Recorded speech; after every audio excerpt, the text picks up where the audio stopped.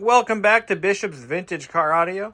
I've been busy cranking out car stereos for the past, surprisingly, quite a few units for January and February. I've been coming in for restoration work. This particular radio that's all sprawled about on my intake bench here, my queue, taking up two complete trays, is for one Mazda RX-7, 1983 RX-7. The customer who owns this radio is sparing no expense on his car's restoration job, and he chose me to rebuild his stereo, which is done. One thing that he wanted done to the stereo is he wanted the overlays, the overlay on the faceplate to be recreated from whole cloth. I don't have an example of that part because it's been sent off to my vendor, who is a industrial print company, and they can recreate anything that is printed on polycarbonate or plastic. They can pretty much recreate it, and it's a very expensive process, but it's the same company that I use for these overlays on these Mazda limited edition 1993 stereos. So these right here, volume, balance, clock, all that right there. The company that makes these for me out of polycarbonate is going to be doing the overlay for this customer. And it actually costs more to do one of those than the entire restoration project itself. Very expensive. But if that's the kind of thing you want done, I can make it happen, but it's going to cost you. So this stereo came into me with a customer just said it pretty much didn't work. Well, let's fire it up, and you're going to see that. Okay. I hear a motor running. When I first turned this on, the display was only showing garbage. Okay, and lights are completely dead, all of them apparently. Looks like they're all completely out. Oh, nope, no they're not. Nope, we got lighting. We have no display lighting. Now that's pretty typical for this model stereo. The upper display lights generally are the first to go, followed by the lowers. Let me get my phone propped up here. So real quick, I have started to work on cleaning up my bench and sorting things out so it's better organized. I upgraded my Workbench laptop to a 16-inch MacBook Pro that I bought used. This is the machine that I use while I'm working to look up information on certain things, wiring diagrams, look up customer names, contact info. I need to reach out to my customers. I'm going to put a link to my website at the bottom of this, in the description of this video, but if you don't see that, it's www.savemyradio.com. And most of what I work on are, my specialty is Mazda Miata stereos, and I've been doing a lot of Toyota radios lately. Those have been coming in. Now, the reason I'm recording this one is I try to record stereos that are unusual, unique, or just, I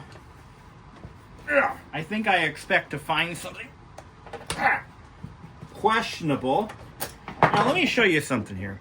So, these are Japanese radios. They're made in Japan, installed in Japanese cars. This is not a Phillips head screwdriver. This is not a Phillips head screw. This is what's called a JIS screw. This is a JIS screwdriver. It's Japanese Industrial Standard. At least that's what I think it means. The profile of the JIS screwdriver and screw is slightly different from a typical number 1 or number 2 Phillips. And the deal is, if you put a Phillips head screwdriver in here, as we've all done, it's going to want to cam out. There's a lot of slop. I don't know if you can see it, but there's a lot of slop there. JIS, which looks exactly the same, no slop. So a lot of times when I see stereos come in, especially from DIYers or stereos that were touched or modified or looked at by a DIYer, I always see cammed out screws. You can see that this is pretty well mashed, okay? So if you're going to work on a Japanese car, pick up a set of JIS screwdrivers. These are Hosan screwdrivers. The mark has worn completely off. I think these are actually Chinese made, but they are JIS and they fit JIS screws like a glove. Now, I'm seeing a lot of damaged screws on this unit, and it makes me nervous. And they're over tightened. First of all, that is way too tight. These mounting ears do not need to be that tight. The radio is not going to fall out of the car. All right. Okay. So let's get this thing apart. See what's going on. Now, I will tell you that if you have one of these Pioneer stereos and you get a flashing tape indicator on startup, the root cause is actually going to be your cassette deck belts have melted off, and they are a pain in the butt to remove. Because what used to be a belt is now a pile of goo that takes a lot of effort to clean up. In fact, I charge a little extra on these models for that very reason. They pretty much all have that problem. I have restored dozens of these models. Most of them come in and they need a complete cosmetic overhaul. And that means stripping the faceplate, repainting it, recreating the decals or the print. I use water slide decals, and replacing the overlays. Okay, that's pretty much. Yeah, they all pretty much look. Let me show you one. This one just came in. If you can see it, see that. So what's happened here is the plastic is actually chromed. It's chrome plated, and then they apply a matte or low luster clear coat. I think it's more of a matte or maybe even a satin finish originally. And this radio is in better condition than that, and the customer has requested no cosmetic work, but we will be doing overlay replacements. That is what was requested of the customer, and we do charge for that. Those overlays don't come cheap. As I mentioned earlier, they're quite expensive. Now, these mashed up screws, I'm going to replace. I'm not going to reuse these. I have more than enough spares. They are going to... Yeah, this one's really bad. Guys, JIS screwdrivers. It's going to make the job so much easier. Doesn't ruin the screws either. But yeah, if you work on Japanese anything, even Koreans use them. It's worthy. It's worth the money. So I can't do anything with this radio until I fix I have to fix that cassette deck, because one of the first things these radios will do is they do a power check, and it checks the position of the cassette deck. And if the cassette deck is in the wrong position, or it's in what I call an implausible condition, an implausible position, meaning that the switches are the micro switches that detect tape position, carriage position, head position. If they're in a state that is impossible, where it thinks there's a tape in there, but there's not, and there's, it's not getting all the right instructions.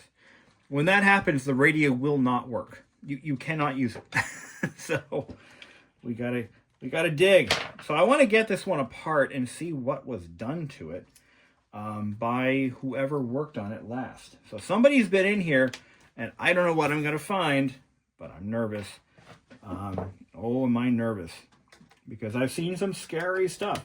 I actually had one of these radios, this exact model, that someone had been using as an ashtray. I know. An ashtray. Can you imagine? All right, let's pop the faceplate off. Disconnect it. But yeah, as I said, I turned it on initially. Oh, I know why. Okay. So I was getting really weird garbage on the display. Now I know why. The cable was not locked into position. Okay. So I've never had that happen before. So whoever was in here did that. And that's what happens. All right. We're going to remove the CD player mezzanine. Basically, there's a plate that the CD deck is mounted to. I downgrade to a number 1 JIS. I'm going to take some screws out here. And we're going to take a look inside and see what we're dealing with here. But this is a radio that I'm very familiar with. I work on a lot of these. And before you ask, I don't do how-tos. If you have a very specific question, I will answer it. But if you ask me how to restore a stereo, I won't tell you because that's not what I do. And it's not to protect my interest because anyone with the skills to do this is already doing it. So many of them more skilled than I am. But I'm not a how to fix your stereo channel. That is not what I do. But I do like to share stuff with prospective clients and people who are interested in the subject.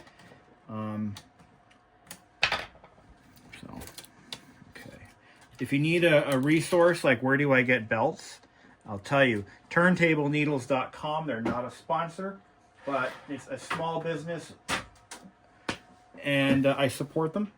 I buy all of my belts from Turntable Needles. I've also bought phonograph cartridges and other supplies from them.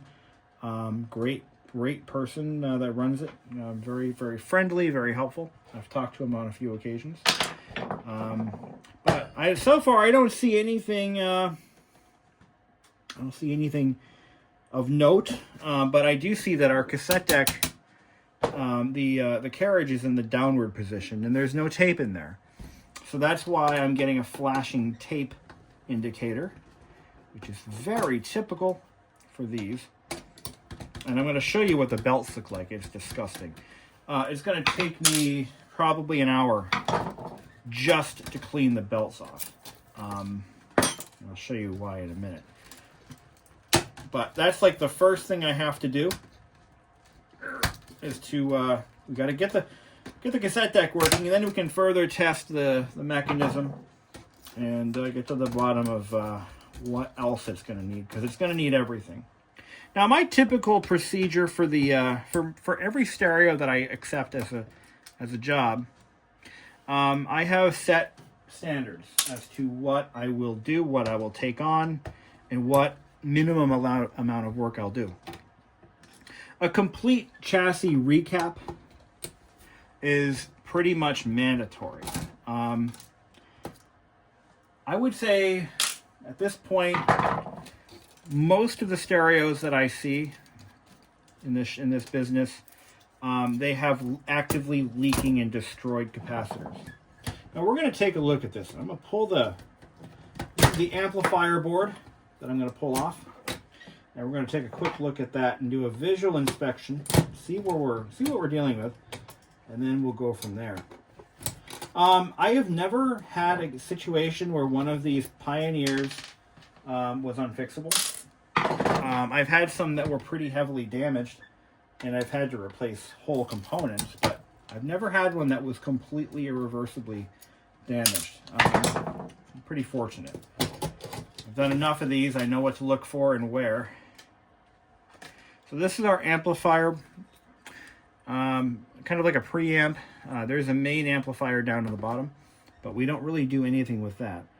So I'm looking on the amplifier board. There's also the power distribution, power regulation board. It does kind of a little bit of everything. And on the surface, I don't see any capacitors with any signs of leakage, even the ones that are the usual suspects. This is actually in remarkable condition. This is a 1993 model. So, and I can tell you that by looking at the faceplate here. Actually, no. Wait a minute. Yes, it is. Okay. So the 93 up to model year 93, you're going to see colored hashes underneath these buttons, these function buttons. And they correspond to the colored dashes on the volume up, excuse me, the preset tuning up and down button. Okay. It's actually the tuning button, tuning control, and track up and down. In 1994, they did away with the extra colored hashes. My car is a 94. I've got a 94 Miata, so I don't have those colored hashes. To any really scrutinizing person, you will see the difference, but most people won't. All right, let's take a look at that cassette deck. I'm actually impressed by what I'm seeing on this board. This looks good, but we're going to change these capacitors anyway. A visual inspection is really just a cursory check. When I first started doing these, I was pulling caps and testing them, and I was getting mixed results. But in all honesty, this stereo is now 32 years old, and when in Rome, you don't want to put this back in service. The amount of work it takes to get this out of your dash, you don't want to, just do them all. It's a no-brainer. So what I do is I replace all the caps on the head unit. That's the tuner amp board, the amplifier power board, the tuner board. Sometimes I'll do the Dolby the Dolby noise reduction board, depending on what it looks like. But I'm also doing the backplane boards now. I initially wasn't doing backplane board caps because I didn't really see a need to. But I started seeing units come in where they were actually starting to fail even down there. So I'm replacing those, and I didn't even raise the pricing. I just do it. I've been actually trying to get my pricing down just because, I get it. This is an expensive and not entirely necessary procedure. By that, I mean a lot of folks are weighing the cost benefit between having their original stereos serviced and buying new stereos, because you can still buy decent single DIN stereos and double DIN as well. But there are still those customers out there that are total purists, and they will accept nothing below an original stereo. So I'm trying to keep my costs down. I've been just better supplying, so buying my supplies at a lower price by buying in bulk, and just kind of changing the way I do things, and just taking a general pay cut to try to keep my costs down. But in some cases, for this model stereo, rather than lower the price, I just added more stuff to it. I feel better that way. Okay, back to the grindstone. So you can see, I'm going to just pull the camera here, and you can see what I'm looking at. What used to be a belt is now just a ball of goo. That's it. It's gone. I've seen worse. This actually hasn't completely liquefied, but it's pretty gross. I'm going to try to remove all of this residue. There is no structure left to this belt of any kind. So we're going to use, I'm going to use, what tools do I want to do? This usually works pretty well. I'm going to try to kind of peel that belt off, or what's left of it, and get it all done in one shot here. There we go. So that section of the belt is gone. It goes in the customer's souvenir cup. All parts that I yank off go into that souvenir cup, and they go into a little baggie so you can show your friends what was done. Kind of like a show your work thing. When I was in grade school, my teachers always wanted me to show my work, so that's me showing my work. This was done.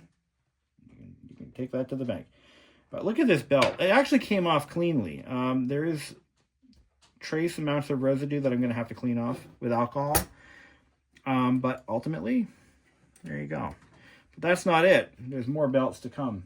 So we have the belts under here. Now these are unique to the Pioneers. Panasonics use a single belt drive. Pioneers, like, nope, hold my beer. I own stock in a belt supply company, so I'm going to add 2 more belts just to piss you off. So that's what they did. We got to pull this off. There are, not only are there 2 more belts, but there's 2 more drive motors.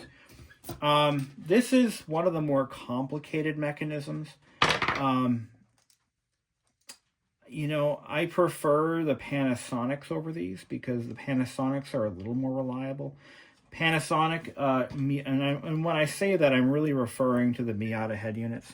I do other than Miatas. I don't just do Miatas, but most of my experiences with these. But the deal is this. These mechanisms from Pioneer have more moving parts and more failure points. And they use a separate drive motor. So for example, one of these motors flips the head back and forth. Let's see, which one is it? It's this one here. So it flips the head back and forth. There's one motor that's its entire meaning of existence is to flip the head and engage the head into the tape, which also, of course, it brings down the pinch rollers. It's kind of a neat design, but it reverses direction. If you want to go, and depending which direction you want to go, it reverses. The other one,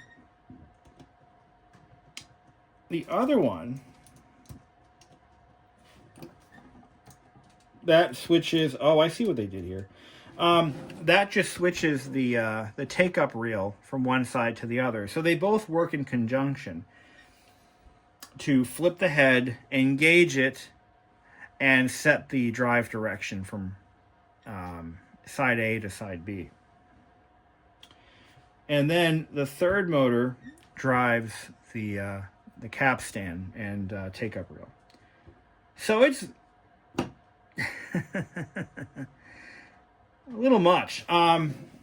Whatever. Anyway, so these little guys, these generally come off in one piece. I don't typically see a lot of melted belts up in this area, but they turn almost hard and brittle, and then they start to slip. These would probably still be reusable, actually, but I never reuse belts. I always replace. I don't care what condition they're in, because what we're doing here is we're resetting the clock on this machine. We're setting it, we're taking it back a few years. We're bringing it back to life, and we're going to give it another, at least I'm hoping, my target is 20 more years of reliable operation. That is my goal. Whether that's reality, I don't know, but that's my goal. 20 years, I think, is enough. And I can't obviously warranty these for that long. I wish I could, but it can't be done. I would lose my shirt if I did that. But again, you know, these were initially only warranted for 1 to 3 years. I warranty for 30 days. So I'm going to put these belts back on. Nice shiny new belts. This is the closest to the correct size that I could find from my supplier. And they work quite well. So again, what I'm doing to this unit is what I do to my own. And that stereo has been quite reliable over the past 3 years. So we're going to do that. So that's 2 belts. And then we're going to throw some, I use M-Coat grease. M-Coat because it doesn't harm plastic. This is the same grease that you would use if you're servicing a printer or a copy machine. A lot of plastic use on those. If you use an oil-based grease, it could ruin the nylon. There's a lot of nylon parts in these old decks. You don't want to ruin that. But I just dab grease where I see existing grease. To take out the old grease is probably the best practice, but it's also very invasive, and a lot can go wrong when you do especially when you're doing a ton of these things. but I just throw it in there. Nothing in here is gummed up. It's completely fine. Just add a little bit of grease. There we go. Replacement pinch rollers would be ideal. Unfortunately, they have been discontinued for these units, and I have not found a source for new ones. So what I do is once I get the cassette deck working, I do a visual inspection of everything, make sure everything is good and running correctly. I put a tape in there and I look at the tape path, and if I start to see it walk up or down visually, or if I can hear it in the audio output, I've actually found a way of reprofiling the existing pinch rollers. So they're not cracked, they're not falling apart, they're just a little bit glazed. Oftentimes I see units that come in and they were using a Bluetooth cassette adapter. I don't like those because they do beat the hell out of the pinch rollers. They really do. And you can always tell when a unit has had one of those for any length of time, because there's usually a ridge or a groove worn into the pinch roll. In fact, this one, I can tell you right off the bat, I can see a slight, not a groove, not anything spectacular, but I can see evidence that this one was used with a Bluetooth cassette tape. Which brings me to my next point, Bluetooth modification. That is one of the services that I offer to all NA Miata radios and some NB radios. But I won't do it to the double DIN Pioneers after this model. And I do that because I haven't found a good way to add one. But integrated Bluetooth modules free up the cassette deck, and they're a lot easier to use than juggling CDs and making mixtapes at home, unless that's your thing. I have a Bluetooth receiver in my car, but I pretty much rarely use it. I actually prefer to use mixtapes because it's just more of an authentic experience when you're doing it that way. But I do offer Bluetooth. It actually is the way I've installed it depends on the radio, the way I install them. It depends again on which radio you've got. But on these Pioneers, on these MSSS1s, it's Mazda Sensory Sound System Model 1 is what it is. On these guys, what I do is I actually install it right about here. I put a module right there, and I tie it into the tuner card. So the way these radios are built, this particular model, you have audio left and right coming out of the tuner into the preamp, or into the mezzanine, the interconnect board, or the motherboard. And from there, it shoots over to the amplifier and gets shot back down to the connectors to the outside world. But anyway, on my Bluetooth modules, I take the audio coming from the tuner and I route it into the Bluetooth auxiliary input, which acts as a bypass. When the Bluetooth module is not actively in use, it goes into bypass mode. So when the tuner is in use, Bluetooth is off, you hear the tuner just fine. You engage the Bluetooth, it cuts the feed for the from the tuner, and it just interjects its own audio feed.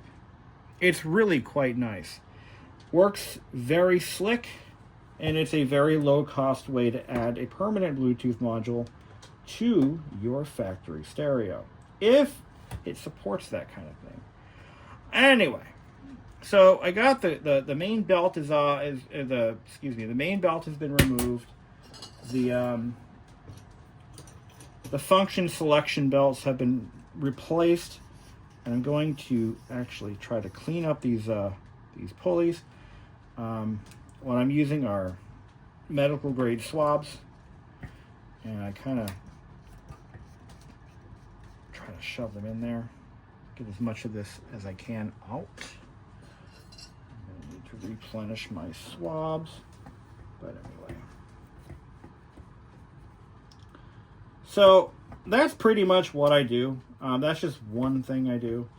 I've been absolutely busy with these for the past, ever since Christmas. So I took a holiday break. So I'm not doing anything for 2 weeks. And then, of course, the workflow just started building up. That's nice and clean. I gotta replenish my swabs. But while we're in here, we also do a complete cleaning of the pinch rollers, cap stands, head, tape path, you know, the usual. I also, at the end of the procedure, I run a demagnetizing tape through it. Look at that. That's gross. That's gross. But, now you know. This guy's also going to get all new lamps. We're going to clean up the display for his clock, or his function display, multifunction display. I'm going to try to do something with this display down here. It's pretty gross. These typically have an anti-reflective coating on the screens that actually flakes off with age. It's really sad, but that's just the way it is. There's a little bit of rubber down inside that groove. I'm going to use this tool here to pick some of that up and remove it. There we go. That's helping. Yeah, we don't want rubber residue from the old melted belt. All right, now I dug into this stereo. I went through it. All the caps have been replaced. Bluetooth modules installed. This is, by the way, what they look like on these the Pioneer stereos. But here's what I found. So all those strip screw heads, I found quite a few of them for this. Somebody tried to do their own lamp replacement, and they used LEDs. Now, this LED is burnt. They didn't do a very nice job soldering these either. These LEDs come with rather thick, square leads that don't always fit well into these these round holes. There's a couple of things wrong that I want to point out here. Number one, LEDs are not bipolar. They're polarized. So because of that, you can't just drop them in willy-nilly. They have to be installed correctly in the correct orientation. Secondly, these are not rated for the voltage that the lighting circuit puts out. The lighting circuit puts out, I believe, 8 volts DC. And these are probably 1.5 volt LEDs. Now, they also damage the pads. That actually happens sometimes. This one, they shoved it in so hard that they actually did damage the pad. Well, I'm going to damage it getting it out.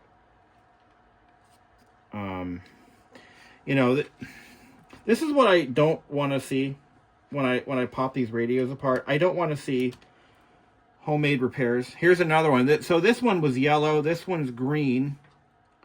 I did not note the orientation I should have. So not only did they do LEDs, but they used whatever they had on hand. One yellow, one green. Next one's probably going to be blue. I should have checked the orientation, but that's whatever. Doesn't matter at this point. And this one over here looks like a factory solder job over here. This is the third light. And there are 3 lights in the faceplate for the... So essentially what happened is they could have either put them in backwards, which would have burnt them up instantly, or they could have put them in correctly, which would have over time burnt them up pretty fast. So I to do LEDs, to do an LED swap on this kind of radio, look at this bulb. This bulb is black. So this is probably an incandescent that was, no, that looks like an original one, but I've never seen one this bad before. It's completely burnt. like something horrible happened to it. I'm getting a little concerned that the problem might actually be as a result of this nonsense. It could have a fried transistor in the lighting circuit, which is, you know, it happens. Not really often, but I've seen it happen. But we're going to put in the correct LEDs, which are going to be these little guys. Where did I put them? These right here. Now, these are actually a little bit brighter than the original. Oh, not this one. No, where's that little bag I had in my possession? I had a little bag, little packet of these bulbs that I had pulled from my stock. There they are. So, what I like to do is, because these are so bright compared to the originals, I don't know what the original bulb is. I have not been able to identify exactly what part number it is, and it may even be obsolete and no longer available. So what I do is I do a little bit of tomfoolery of my own. I use 7219s for all the backlighting on every one of these radios. 7219s seem to have the right brightness and the right power requirements. They do a good job, and they work out. That's actually what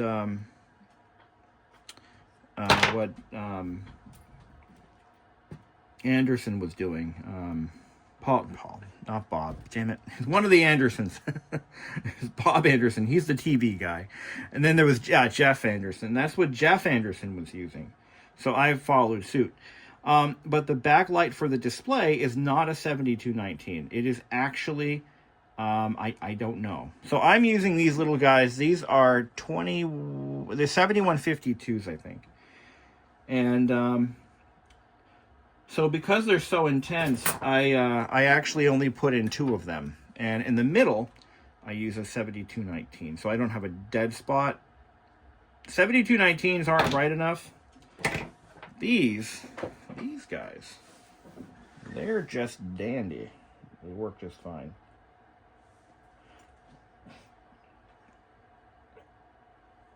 Okay. But what I'm finding is some of these bulbs are actually starting to get harder and harder and harder to find, depending on what the bulb is and how useful it is in the industry. And because everything today is LEDs, we're starting to see a dwindle in supplies for some of these lesser common miniature bulbs. I'm finding that some of my suppliers have completely shut down. Now, if you want to do LEDs, there is a way to do it. You have to, you actually have to install resistors, or I'm not really sure exactly what exactly has to be done, but you do have to cut the power down. I just haven't put any effort into that because I'm really more about keeping it original in terms of the lighting. And I do that to match the original lighting in the dash. Because when you start shoving LEDs where they don't belong, LEDs put out a very intense amount of light, and it looks unnatural. And since my customers are trying to keep things OEM in terms of appearance, I have not gone through with the process of switching over to LEDs. I will eventually do it. I just haven't. So an LED that runs off of the native 8 volts, or somewhere around it, between 6 and 10 volts, I haven't really found one that is sized properly with the correct parameters. So I'm just doing what I'm doing, and that's that. You know, so like, look at this. This guy, you know, he stripped every one of these screw heads, every single one. So when I see a radio pop into my shop that's been clearly messed with by someone who, I mean, I don't mean to be rude, I don't mean anything negative by this, but they didn't know what they were doing, and let's just call it what it is. Whoever did this did not know what they were doing, and they have screws that are half out. They didn't bother to lock in the retainer bar for this cable, which Scared me at first because the display popped up with random characters. And when that happens, it usually means there's a more serious problem with the radio. And I may have to start digging into my parts bin to fix it. For replacing maybe the main controller. But the display bulbs don't have bulb covers. There is a filter behind the display that gives it that signature green coloring. And that's that. I'm also going to go ahead and I'm going to check for any other burned bulbs, and we're going to change all those too. So he'll be happy. With these Panasonics, I generally don't see burned bulbs behind the buttons. It's always the display bulbs with these. They're always burning up.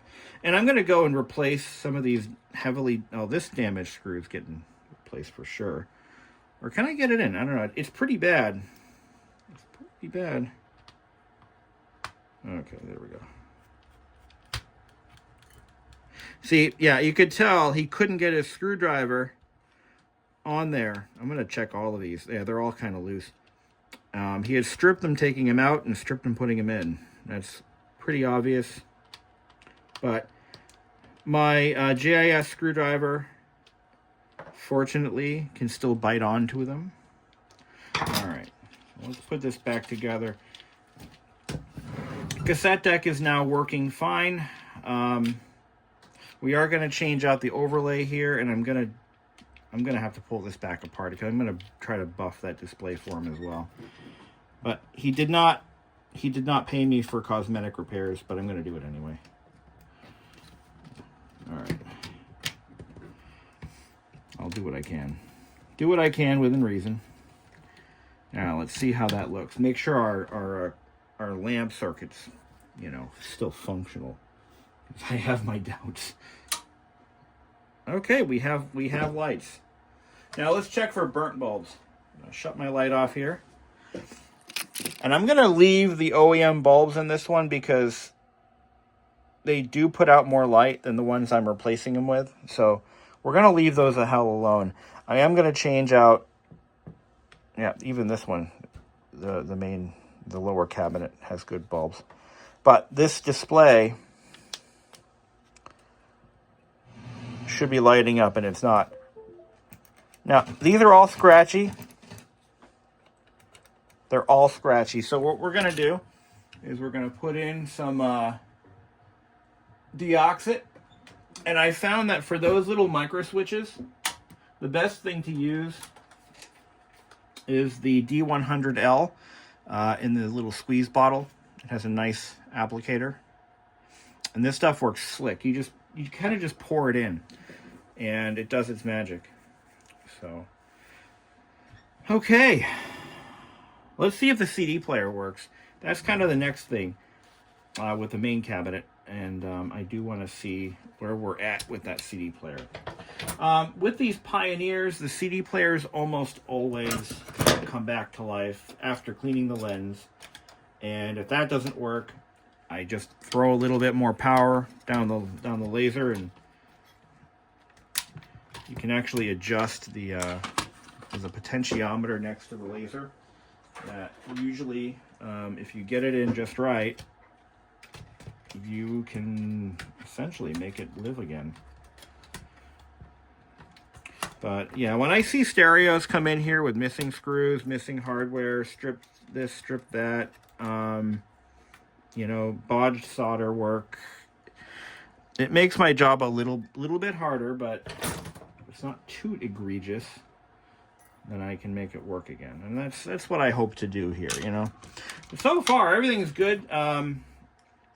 Stereo sounds exactly as I would expect it to after a complete cap job, and I think this customer is going to be very pleased. This is not as intense of a restoration as some of the ones that I typically see. In fact, I've got one coming up next that is going to need the full meal deal,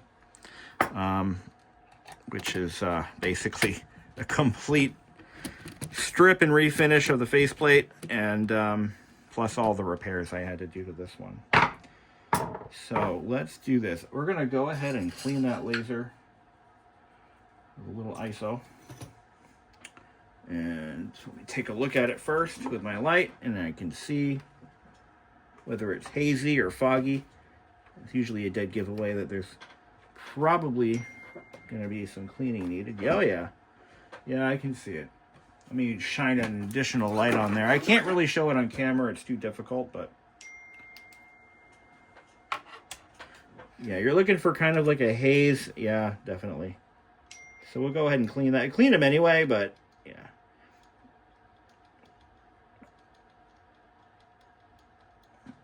And actually it wasn't that bad because my Q-tip is still clean. So good. Okay. But promise you that CD player doesn't work. They never do. They never do. But yeah, at least it's not a Panasonic. Those CD players, I can't save them. I gave up. I tried a few. Tried fixing a few of those Panasonic CD players, and all of them had the same symptom. I've tried complete recap jobs. I've tried adjusting the... I don't have the equipment that the factory used to dial them in and fine-tune. I don't have the documentation, the literature. So I kind of have to do it by the seat of my throat. It made no sense. Oh, man. Okay, here we go. Let's see if that CD player works. Yeah, we could make this one look brand new again, but that's not what the customer asked for, and that's why he's paying a little bit less, actually quite a bit less. He's getting a much better price because I don't have to do as much work, and I like that. I really do. I rather love that because it's nice to have a break sometimes. All right, here we go. All right, we got power.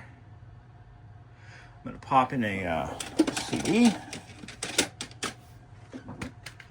Let's see what's going to happen. Okay, it's loading. Spinning. Oops. Okay, so the CD makes a couple of turns and then reverses and it spits it right back out. So how do we fix that? Well, once you've cleaned the lens, it's pretty easy. You want to get a light down in there. I'm going to angle my light all the way in here. Okay, I'm going to angle the deck towards me. And I'm going to look inside with one eye. Up there it is. I can see the adjuster right in front of my face. All right, so what we're going to do, we're looking for a little adjuster. And you can see it right there in the center of the... Do you see it? Right there.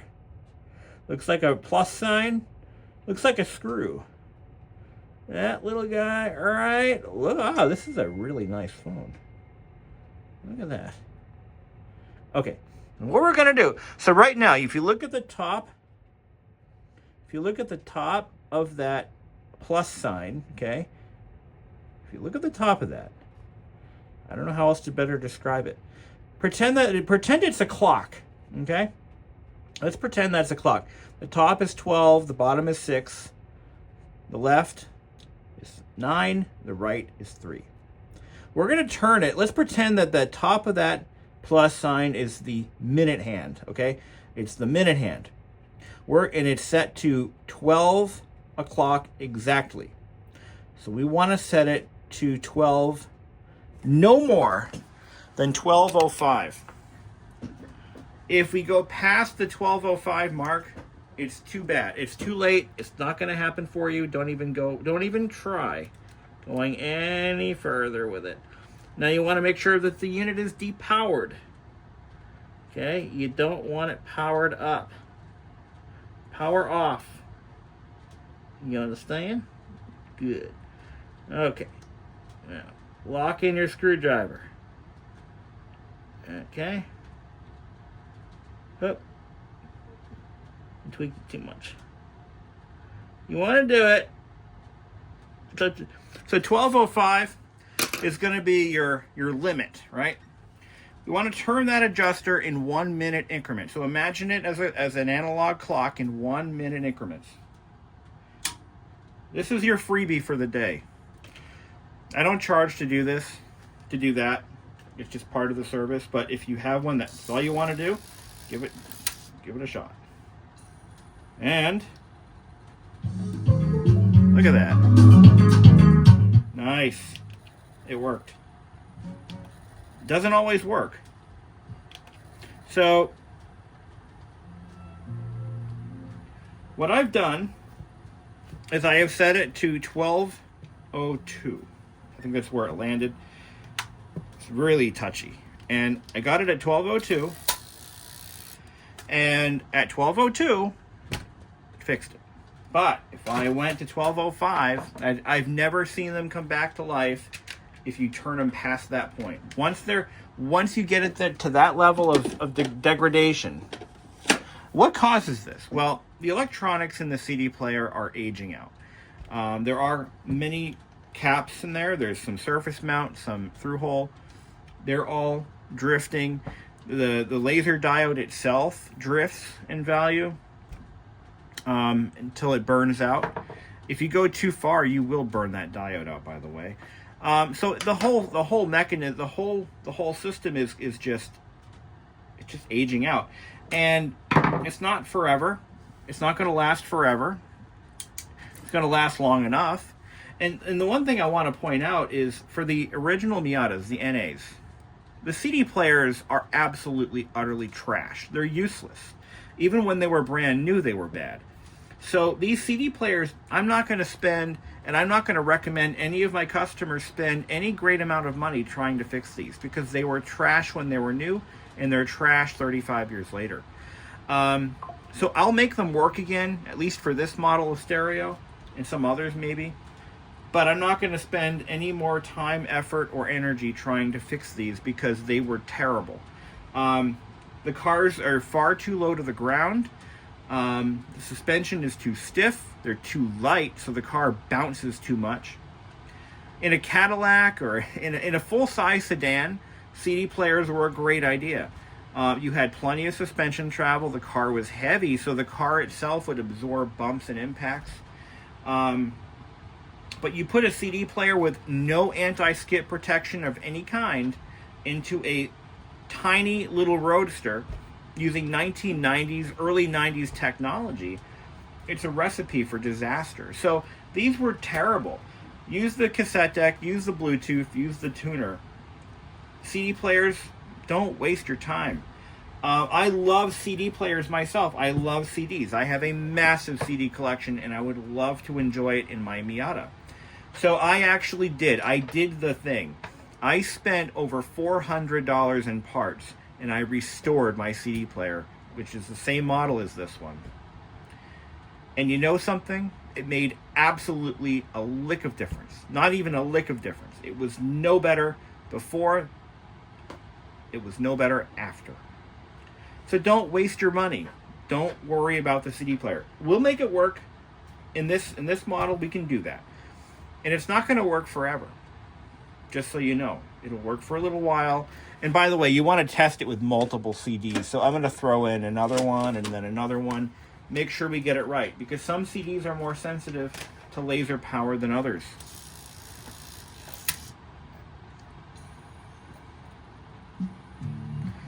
Yep, that worked.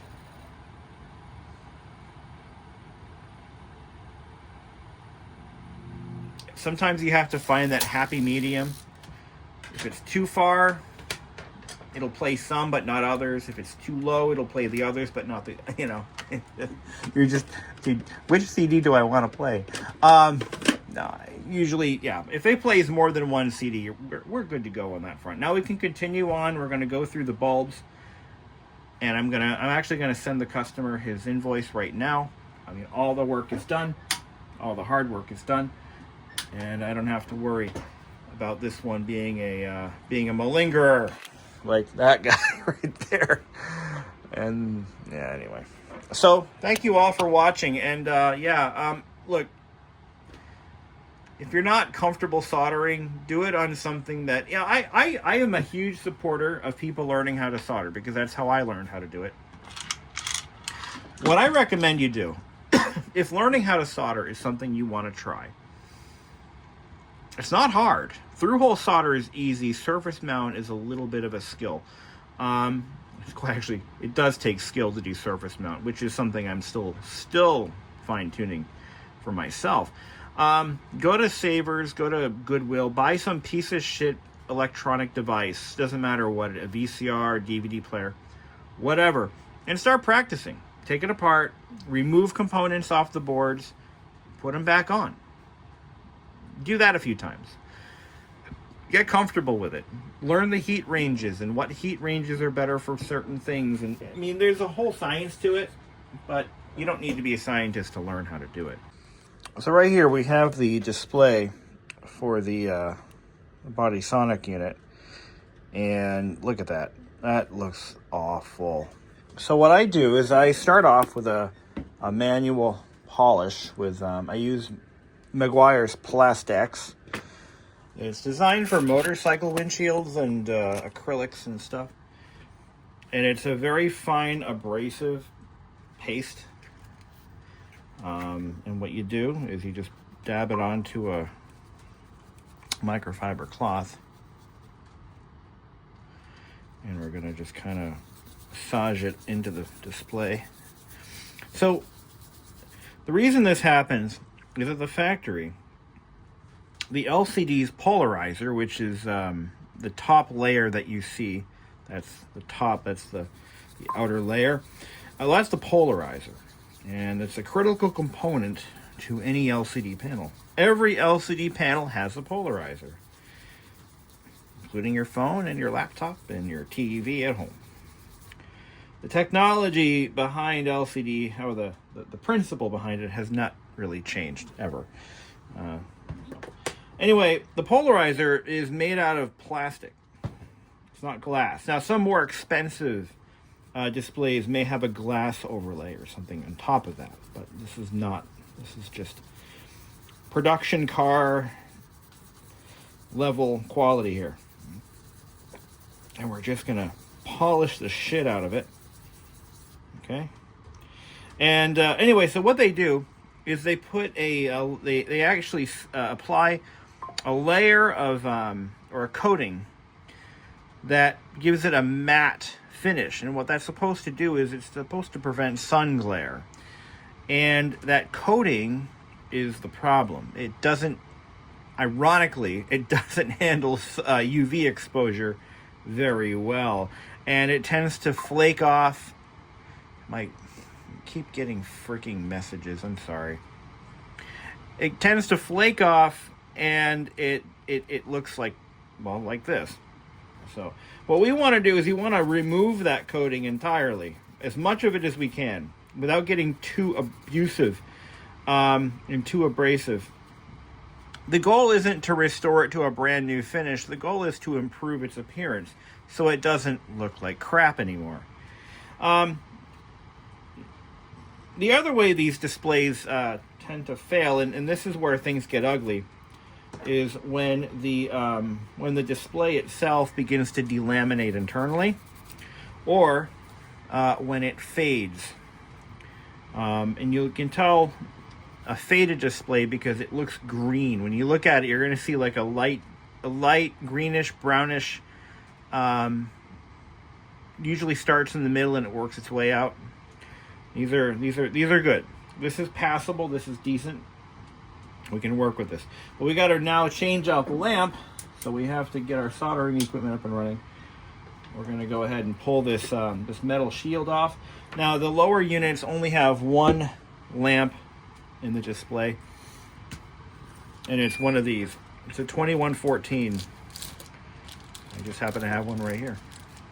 2114. So we're going to go ahead and we're going to pop this apart. I have to desolder all of this stuff.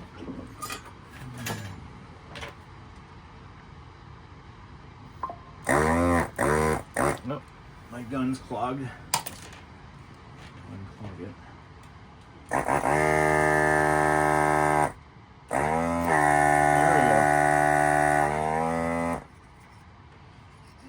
There we go. Clean this thing out. I usually clean my my desoldering gun out about every other radio. And now it's now time for that. So There we go. Good vacuum.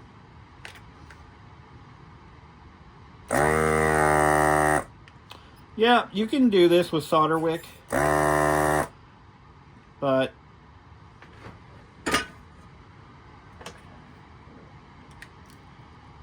so much harder to do when you're using solder wick. So that's why we don't do that here anymore. When I first started this business, that's all I had was solder wick. And while solder wick is a wonderful thing, just as Tiggers are, it's cumbersome, it's expensive, and it's not as effective. Get yourself, if you're gonna do more than a few of these radios, you're gonna want to, really any electronics repair, you're gonna want to upgrade yourself to I see that bulb is burned up. So get yourself a desoldering gun. I recommend the Hakko FR301. A lot of YouTubers are buying them. I think was it Bob Anderson just bought one, and he did a video on it. And I think Triple E V Blog also did a video on these, and he's done some Hakko stuff, some Hakko products on his channel. I'm a huge fan of Hakko. I wish they would sponsor me, but that's not going to happen. I'm not big enough.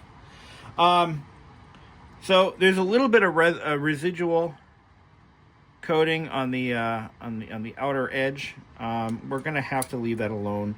The thing is, you don't want to get too aggressive with these old panels because you can cause severe damage. They're very old. They can start to delaminate. I had one. I was cleaning it up, and all of a sudden I started to see an ink blot, or a liquid crystal a spot start to grow, and I'm like, oh no. They're fragile, and you want to be careful because they're also no longer in production. So you screw one up, you're going to have a very, very angry customer. These light diffusers, I find, generally don't hold up very well. They tend to turn dark amber, and they start to get cracks in them, and yeah. If it was bad enough, I would go ahead and replace it just on my own volition, but I'm not going to do that. We are going to change out these lamps in this lower unit. These typically burn out anyway, so we're going to just change them.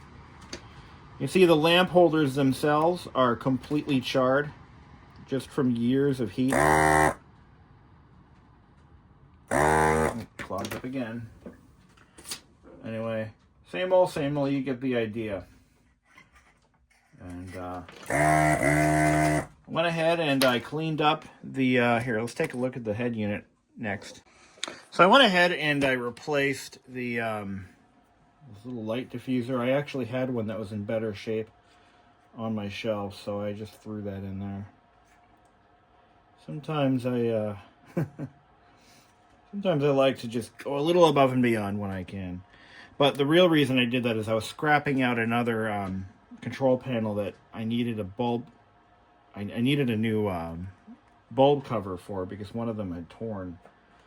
And so that's that. But I wanted to go ahead and show you how to get these switches working again. So you take your Deoxit D100L and you just kind of drop it in. I was using the metered one-shot valve version of this stuff, but it was kind of messy and it wasn't very precise. But what this will do, you just kind of put a drop or so in there, right where the switch meets the body, or the plunger. You just drop it in there. And what that's going to do is it's going to take care of your scratchy contacts in the switch, and it's going to bring it back to like new condition again.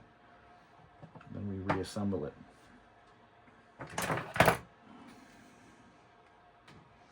Yeah, the new one's a little better. So the light color will be restored back to what it's supposed to be. It should be a nice greenish color. I'm going to try to clean this up a little bit before I pop it back on there, and I'm going to take this overlay. So these overlays, they're just old and fragile, and so that's the old one. I'm going to demonstrate what we do here. So we just kind of pry it off. I use this tool and I do it right from the middle, and I work my way around to the outer edge like so. Because this display,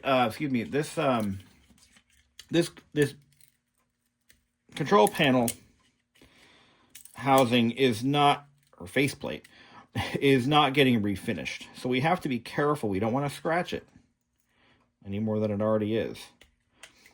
This customer has opted for the au naturel finish, the original finish, and we're going to leave it the hell alone. So we're just going to pop that off. This is an extra charge the customer had opted for. So in this case, we're not charging him for refinishment, but we are charging him for the overlays. They are expensive. They're $35 a set. It cost me a great deal of money to put them into production, so I got to make my money back. So if I can sell just the overlay to this customer, I'm fine with that. And we just scrape up the rest of the adhesive with a flat scraper tool, like so. Now, the original finish, as I mentioned possibly in this video or in another one, these are chrome plated. And once they're chrome plated, they are treated with a matte finish clear coat. And it's that matte finish clear coat that fails. It tends to discolor, and it will actually begin to flake off. And that is already happening here. It's also susceptible to scratches. And I can show you a very common area. So if the radio is ever taken out of the dash by someone who doesn't have a lot of experience removing them from Miata dashboards, and the car is a stick shift, you see a lot of scratching at the bottom here. That's from removing and installing the radio, but it's not visible at the face.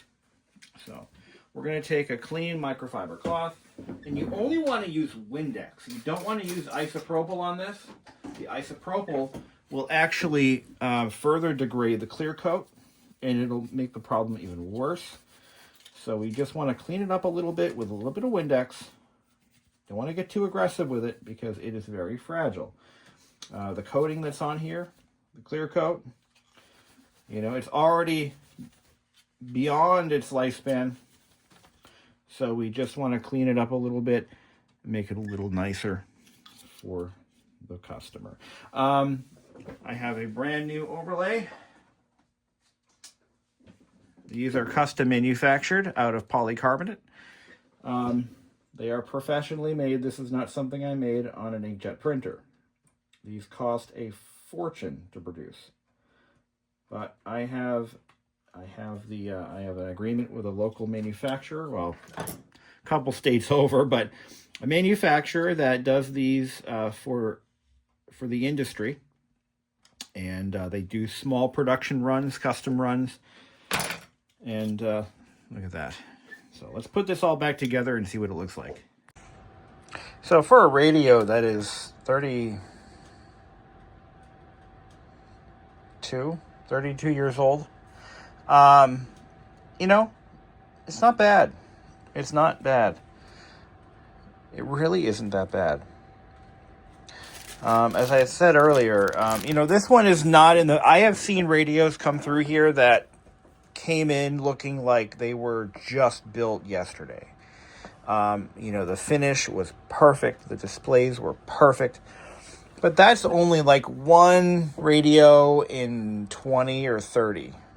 Really, that's pretty rare to see them that way.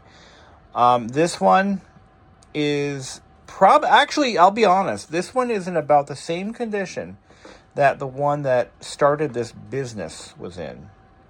Mine had pretty much the same level of finish degradation, but it was the reason I started this business. Complete restoration. I had to do it. So let's turn it on. See how our lamps look. Oh yeah, this one's a Pioneer. Oh, look at that. Look at that. No more noise. It's Bluetooth just kicked in, so there's that.